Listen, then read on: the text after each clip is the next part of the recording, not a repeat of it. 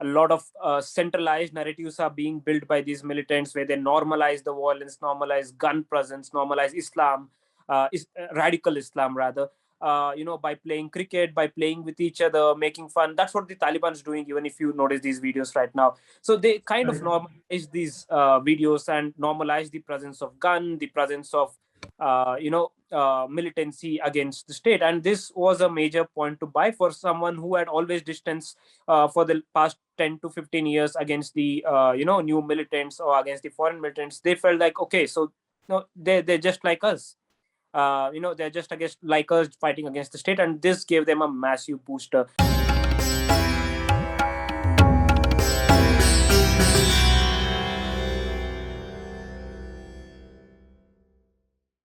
Namaste, everybody. Welcome to Citti Media. My name is Citti, your host.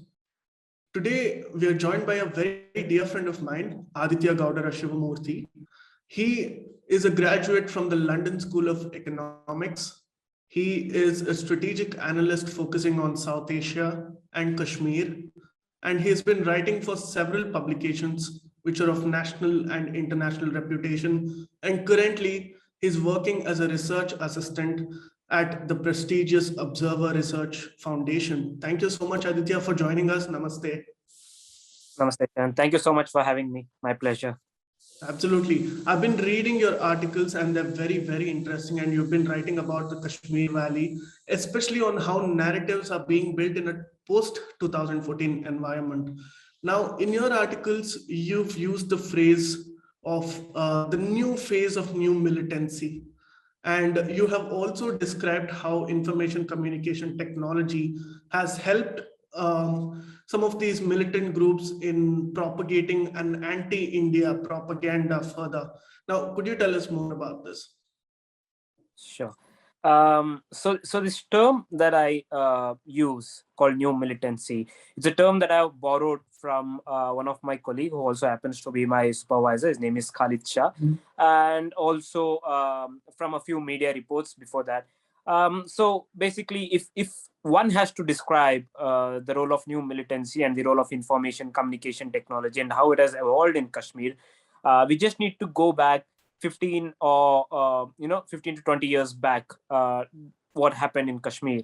So once we go back to the 1990s and mid 1990s, we find a phase where a lot of foreign fighters trained with Lashkar, Jaish, trained by ISI, obviously, and then and who had Right. trained alongside Taliban and these Mujahideen fighters who had fought the Soviet war, started moving in to Kashmir.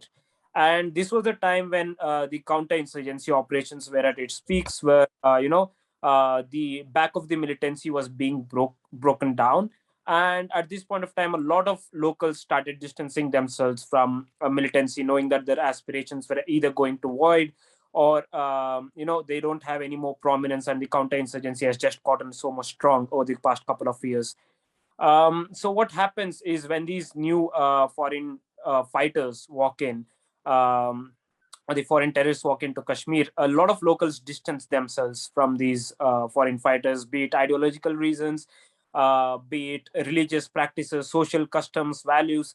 So this happens to be, and also personal safety. So this happens to be that a lot of people distance themselves from these fighters. And in the years coming after, till 2008, 2010, when the stone pelting phase, debuted in the in the valley, and you still see there's some kind of distancing, there's some kind of lack of coordination between these foreign militants and locals and local militants. But this phase starts changing by 2014. Now the credit goes to social media and information communication technology, and also the cheap technology that was made affordable throughout the country. So by 2015, over like 70% of the youth have access to social media through internet, through cell phones, or through basic internet providers. So this happens to be at this point of time that a lot of fake news, especially borrowing this model from ISIS and the success that ISIS was gaining elsewhere in Middle East, a lot of foreign and local fighters or terrorists started, putting in some fake narratives, disinformation to a massive extent against the Indian state. And for anyone who was already, with their separatist aspirations, already biased against India, this was a easy commodity to buy. So everyone who went through these fake narratives, disinformation, massive anti-India propaganda, they were like, yeah, it's true. I mean, we have to do something about this. We have to follow these people. And you also see some kind of professionalism going through, where a lot of centralized narratives are being built by these militants, where they normalize the violence, normalize gun presence, normalize Islam, radical Islam rather, by playing cricket, by playing with each other, making fun. That's what the Taliban is doing, even if you notice these videos right now. So they kind of Right. normalize these videos and normalize the presence of gun, the presence of militancy against the state. And this was a major point to buy for someone who had always distanced for the past 10 to 15 years against the new militants or against the foreign militants. They felt like, okay, so no, they're just like us. They're just against like us, fighting against the state, and this gave them a massive booster. And then you also see at some point of time they started bringing in digital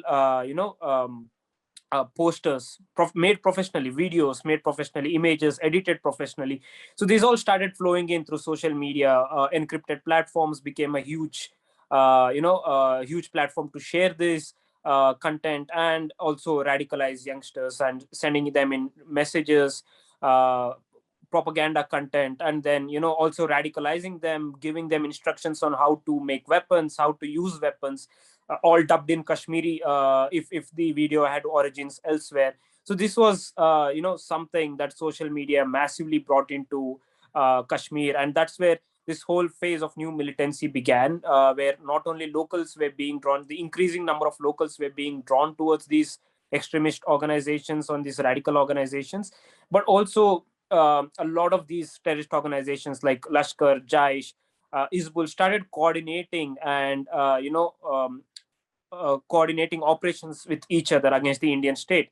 So this also gave a sense of belief. Again, most of these organizations, or all of these organizations, are run by ISI. There's no discontent or disagreement to that, but there was still some kind of hierarchical division, where Lashkar was the most favored child, and then Isbul was the the favored local child of ISI. But at some point of time, when these kind of coordination started to begin, a lot of locals were also distanced from Pakistanis, and also to some extent to this ISI organizations, started finding this more attractive. They found that these organizations aren't any different from Hizbul or from any other local militant or terrorist organization. So that's where this whole phase of new militancy began. Radicalized youngsters started taking up arms. Arms availability became easier. More than arms availability, it was also the technical know-how of using the arms, preparing the arms, and also this gave a massive way of coordinating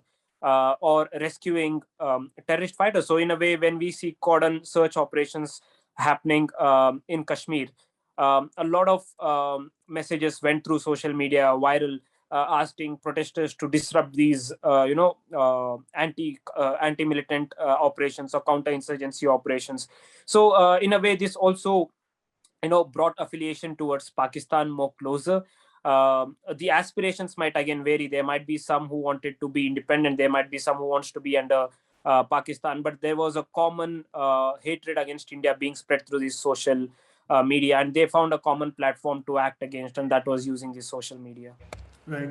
Very interesting points. Now, if I were to ask you a small follow up on that, what has the Indian state's response been? Because in recent times, India has realized the amount of propaganda, anti India propaganda rather, emanating from the Kashmir Valley and from a lot of these terrorist organizations who have been adopting ICT technologies, like you rightly said. And you also write in your article that India has the WAM strategy, right? Winning hearts and minds. Now, is this right out of a US playbook? Because this coinage is originally belongs to the Americans. So, what is India's strategy and what has it done so far? Right. I'll try to answer the first question: is what has India done in terms of ICT? So first, we see introduction of cyber cells in Kashmir, but again, this policy has massively been reactive rather than proactive. Right. So once they see this extremist content, they try to block these accounts. They try to limit their way of uh, forwarding the messages, or using this platform. So that has been a reactive policy, rather than deterring them from using the platforms. It has been preventing them from propagating further misinformation or disinformation. And then we see um, the Indian state or agencies opening up their own social media accounts. Like we have so many accounts on Twitter now, from wearing CRPF, BSF, Indian Army, the Northern Corps, and everyone has like tries to counter this fake information, disinformation. They try to say what's been actually happening in the valley, what's the ground situation like, and they try to bring in actual numbers or real numbers of how many terrorists have been killed in real terms, rather than just going on a mere exaggeration. That's how terrorist organizations generally come up with. And then we also see a new, interesting strategy adopted by Indian state, especially with the army and with the CRPF, that they started using social media to counter, radicalization. So the same way these terrorist organizations started using social media for radicalization, the Indian state just used the same platform. They started using videos, making videos where the Indian army is actually doing its basic of rescuing someone from the snow, or rescuing someone from drowning, or feeding a handicapped child, or just helping locals, or even asking militants to surrender, bringing the militants' parents, and giving them an opportunity to ask their kids to surrender, because most of them happen to be 18, 19, 22, 23. These are youth who are being misguided through Yes. and again, then we also have the army providing a lot of these videos, and also in turn reaching out to public, and also making this making this in a social media platform go viral, or in a say Right. uploading it to social media, telling that there is some kind of outreach to parents, to locals. And this is not to say that Indian state has anything wrong to do with Kashmir. It's just to say that we are helping the locals as much as we can, and we are trying to counter radicalization as much as we can. Right. Thank you so much for those points. Duly noted. Now, another interesting aspect of the Kashmir Valley's militancy that's coming out is that most of these groups, especially as a part of gaining international legitimacy and recognition, they have been rebranding themselves. And we see a group called the Resistance Front being very active on social media. They're reaching out to international states and actors, and they're trying to gain support and legitimacy. And most of them are Pakistan based terrorist groups. Now, why is there a change of strategy, and to what extent are they aiming to proliferate? Right. Yeah, I mean, rightly pointed out, like we have a brand of new terrorist organizations which came up as soon as Article 370 was, there was this developments on Article 370 in 2019. One was the Resistance Front, and then came the People's Anti-Fascist Front. So in a way, okay, so let's put it this way. There were a couple of things. One, the FATF regulations that were running hard on Pakistan. It had to do something internationally, at least for international legitimacy to, or international observers to tone down on FATF regulations. One. And they didn't want these same organizations, Lashkar, Jaish, which are always affiliated to ISI, to make some nuisance within India. So what they rather did and was to use these new names: PAFF, the Kashmir Tigers, the Resistance Front. So all these new organizations basically came up at a time when FATF regulations were quite high on Kashmir. And the second thing, again, this links up to the new militancy phase, where after Article 370, these terrorist organizations received a major blow, from security lockdowns to internet lockdowns. So rather, these organizations started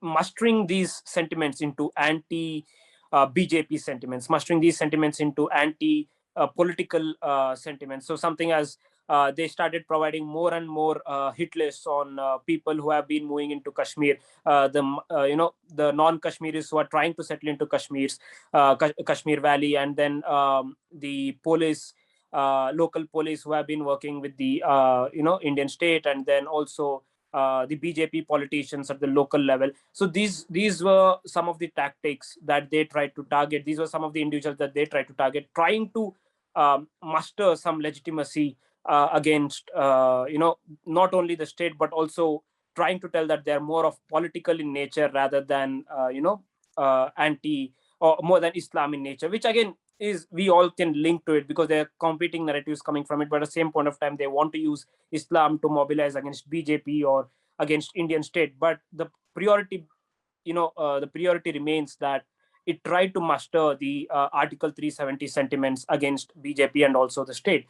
And then comes another factor is how there has been a lack of recognition for or lack of recognition, just say there has been lack of support for terrorist organizations or militant organizations that had been in the 1980s and 70s compared to what's happening now. So what most of these people or most of these organizations, they're just rebranding themselves so that it sounds more Yes. secular, or more of rather than saying secular, more of in the towards the left rather than towards the right. Like something like, oh, resistance, okay, it's something that generally someone with religious affiliation wouldn't use to this extent. So these were some of the developments that followed through with the Article 370. Right. Aditya, one more development in Kashmir, what we are witnessing and what the Indian security forces have been finding it to be a challenge is that, especially after attacks of Pulwama and our counter response by conducting the surgical strikes, what has happened is that there has been a constant change in the dynamics of how the Pakistan's terror group sort of target India. And the most recent strategy that they are using is by using drones to attack several installations within Kashmir, very sensitive and strategic installations. Now, as a part of countering this program, countering this particular development that we are seeing, what is India doing? And also, could you tell us how this is linked to the police modernization program? Right. So let's start this.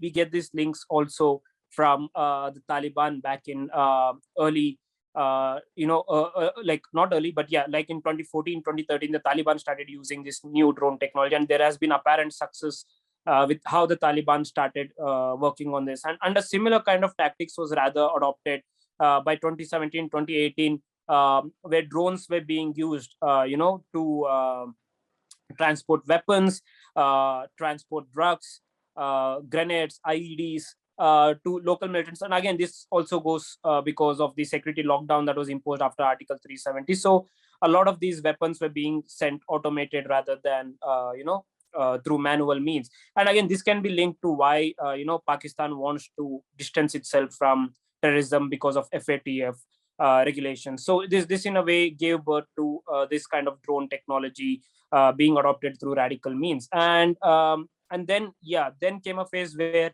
you move into more of automation, where you started bombing or dropping bombs on very sensitive infrastructure, military infrastructure, such as the air base that happened to be in Jammu. And so these were the developments that basically started from 2018, 2017, and the Indian state was quite aware of it. But and the Indian state had also tried equipping the police forces and also the armed forces. So the armed forces have also had also started using drones at some point of time by 2018, 2019, and then started the police modernization program, which happens apparently every once in a year, every once in 2 years.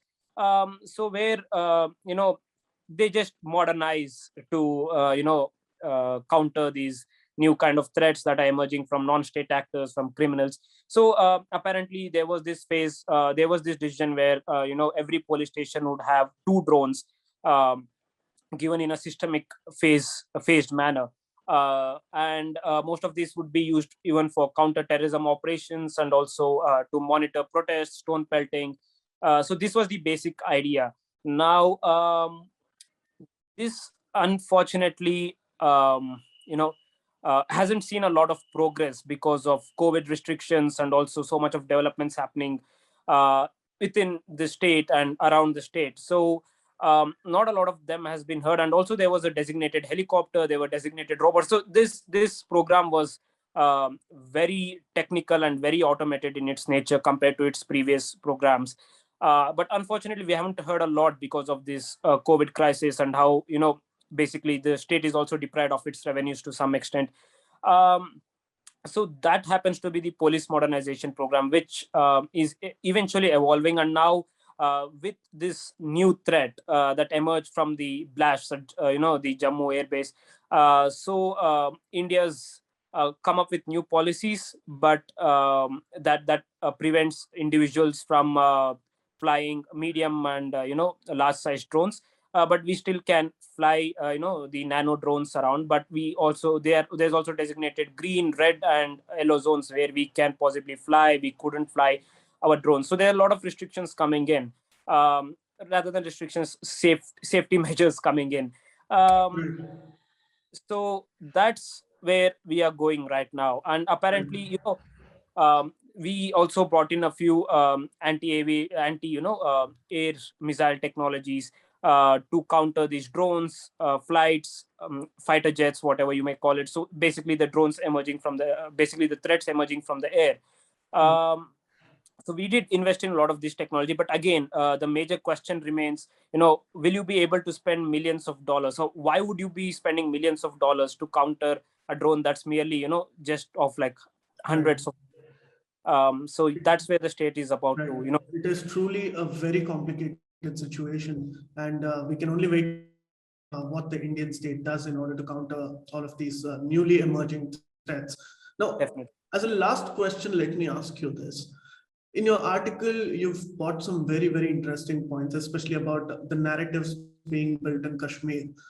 If we were to look at the 1996 scenario when the Taliban took over Kabul, you saw the narrative in Kashmir militancy saying, they were actually trying to inspire youth by saying that Palestine is waging a jihad against Israel.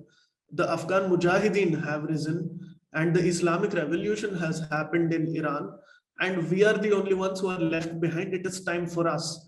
Now, especially keeping in mind the developments that are happening in Afghanistan, do you think Article 370's abrogation has changed the security scenario? And what are the imminent threats that we must be on the outlook for? Yes. So I'll try to answer this question, but I'll also try to link it with your previous questions of VAM, right? So what happened in early 1990s, or like in 1989, was this whole thing of Mujahideen being victorious, and the Islamic revolution in Iran being successful. So yes, there was a pan-Islamist, agenda being on rise, like, Islam should be united, or in a way we should seek our own autonomy within Kashmir itself. And this became a major source of inspiration for Kashmiris to, move against the state, rise against the state. Um, and again, but yes, that being said, I don't think that would have a major impact as of today, because a few things that we need to keep in mind. One, as I stressed before, the legitimacy or the support for Islam or Islamic terror has been on a subsequent decline.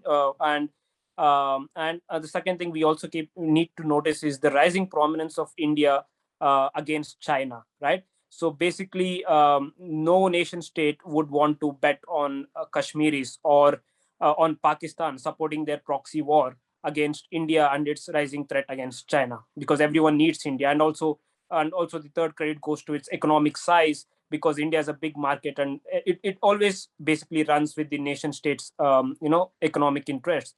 And then we also need to focus on the Article 370, and how India's security measures have drastically improved by deterring infiltration. For the last year, for the first 9 to 10 months, there was zero infiltrations.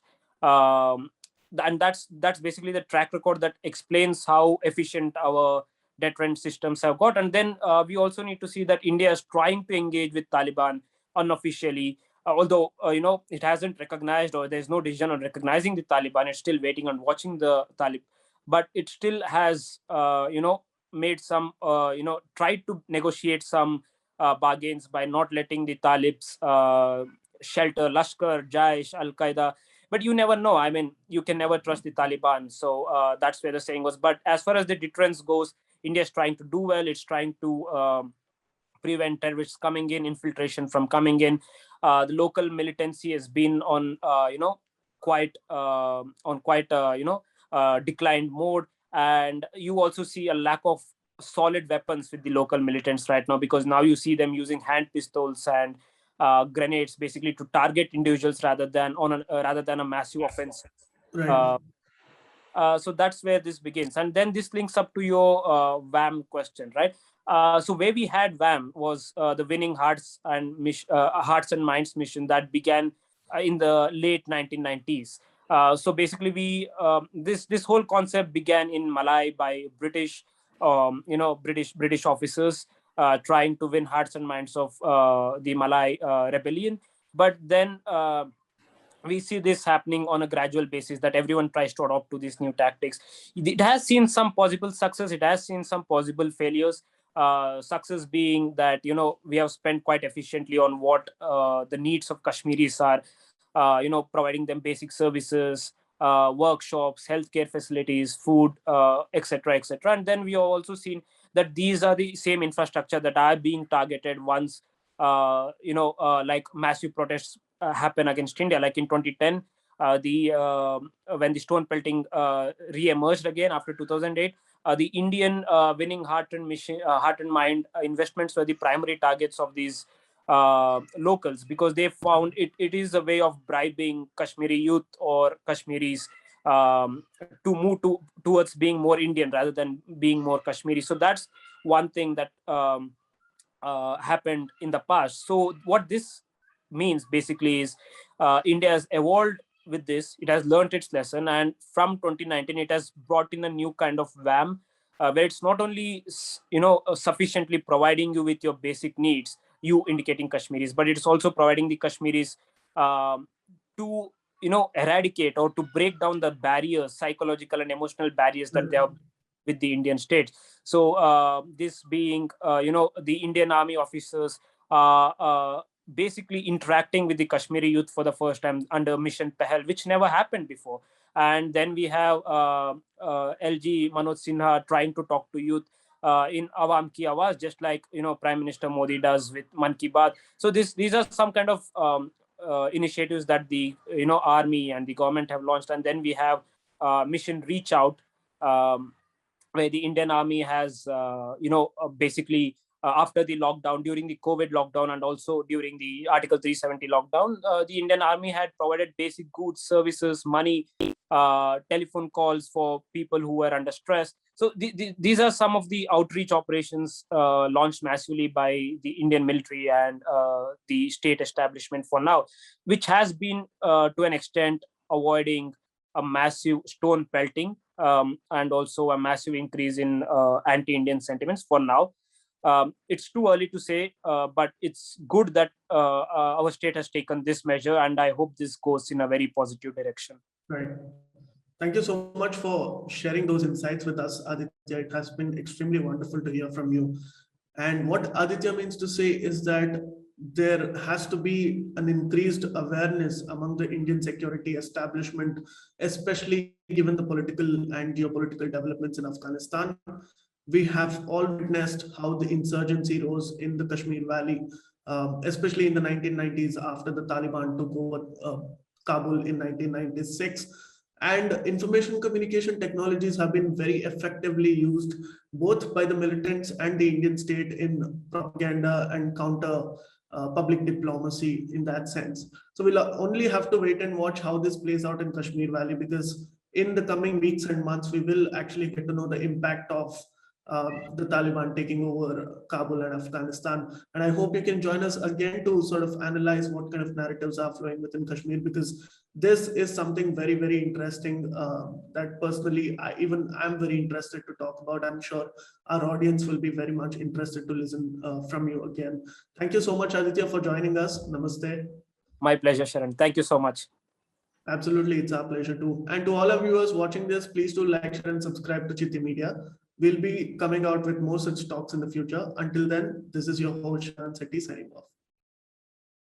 Please remember to subscribe to us and switch on the notifications for this channel. For our other social media links, more content, and to support our work, please visit citti.net. Dhanyavad. Namaskar.